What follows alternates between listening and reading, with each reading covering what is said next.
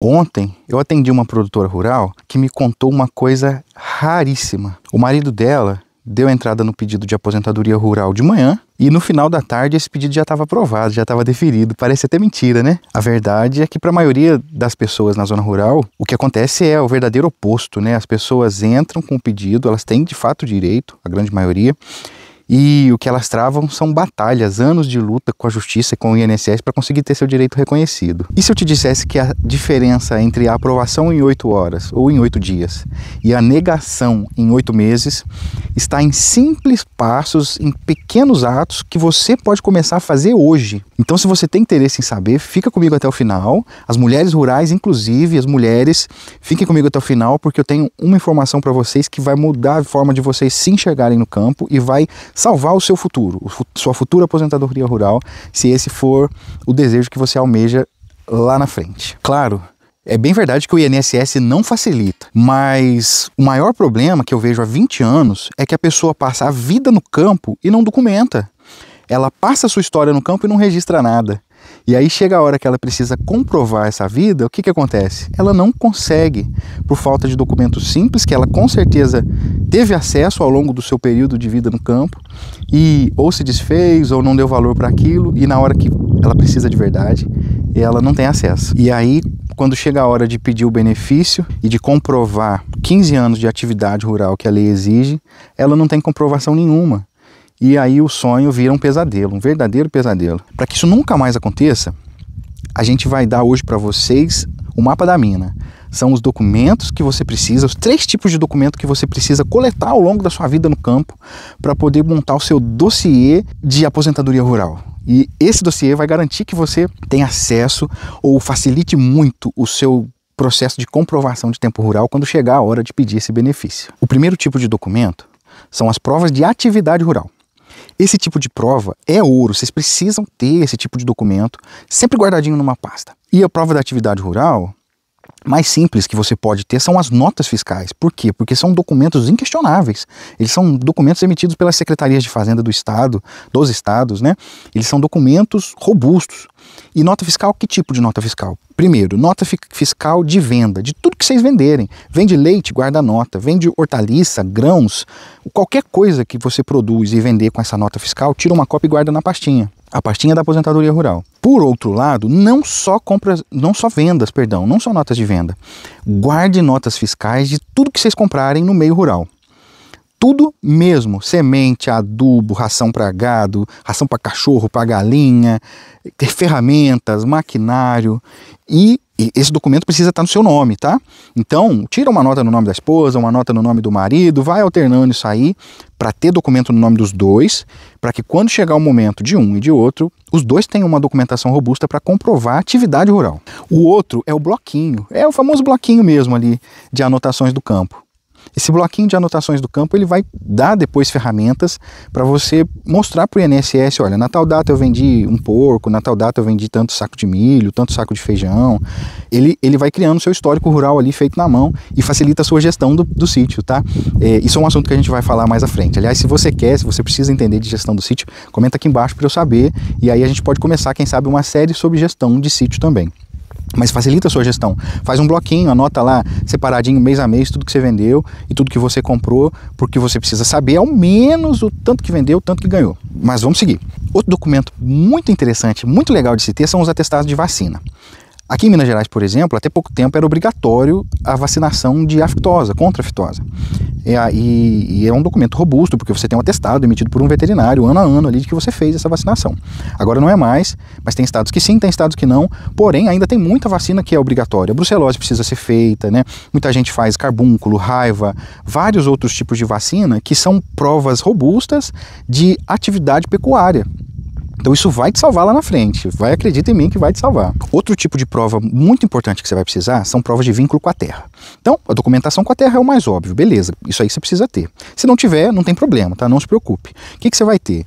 Você vai ter contas de luz, contas de água na roça acho mais difícil, né? Mas de luz sim, de internet talvez. Guarde isso, pelo menos uma por ano. Uma de 2000, uma de 2001, 2002, né? Então, ou começando daqui para frente, 2025, 2026, uma ou duas por ano. pelo menos, tenha guardadinho na sua pasta de aposentadoria rural, porque isso vai te dar uma prova lá na frente de atividade rural. Outra coisa são os ITRs, né? ITR, anual, INCRA anual, os seus documentos que são gerados anualmente, que têm relação com o sítio que estão no seu nome, eles podem ser comprovações bem importantes, bem interessantes de se ter, tá bom? Aí, já que eu falei da documentação, se você não tem o terreno no seu nome, mas vive no campo, produz no campo, o que você vai ter? Você vai ter contratos agrícolas, né? Você vai ter um arrendamento, um comodato, contrato de parceria, meação, seja o que for. Você vai ter contratos ao longo do tempo que também te deem esse lastro de comprovação de vínculo com a terra. Guarde todos, não perca nada. Tudo bem? E outra coisa interessante é a matrícula dos filhos. Você mora na roça, seu filho estuda numa escola rural. Essa matrícula pode salvar, porque pode comprovar que seu filho vivia no campo, junto com você que vive no campo, produzindo e tudo, e seu filho estudava numa escola rural. Você já sabia dessa? Se não sabia, deixa seu joinha aí pra mim, porque são informações valiosas e que ninguém conta. E eu não entendo por que ninguém conta, porque eu cansei de ver produtores tendo benefício negado, porque infelizmente eles não tinham os documentos mais simples e que todos eles tiveram acesso ao longo dos anos. Não cometa esse erro. O terceiro tipo de documentos são as provas de identidade. E eu digo identidade rural. É aí que eu quero falar com você, mulher, primeiro de tudo. Tudo bem? A mulher rural, eu quero deixar bem claro, mulher rural não é do lar, mulher rural não é doméstica. Nada contra pessoas do lar e pessoas domésticas, de jeito nenhum. Eu quero salvar o seu futuro. Mulher rural é agricultora ou é produtora rural. Então, qualquer cadastro que você fizer, não se declare como do lar, por favor. Se declare como produtora rural, se declare como agricultora. Vai casar, vive no campo, não tem uma profissão ou algo assim, né? Vocês são de fato produtores. Não se declare como do lar. Marido é produtor rural, agricultor ou lavrador, o que for. E a mulher, exatamente a mesma coisa. Tudo bem?